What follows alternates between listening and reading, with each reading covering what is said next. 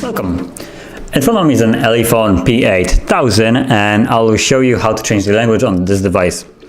So what we'll need to do is start by opening up the settings app, which for me, I'm just going to put the notification and you have the little gear icon right there, so I'll tap on it.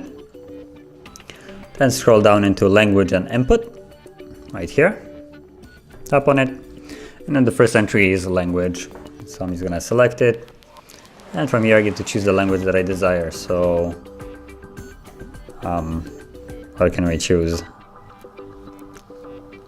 Let's choose Italiano. And as you can see, immediately it changes. You don't need to do any kind of dragging. Just select the language and it changes. I can do that one more time so I don't get confused later on. English. And as you can see, immediately changes back.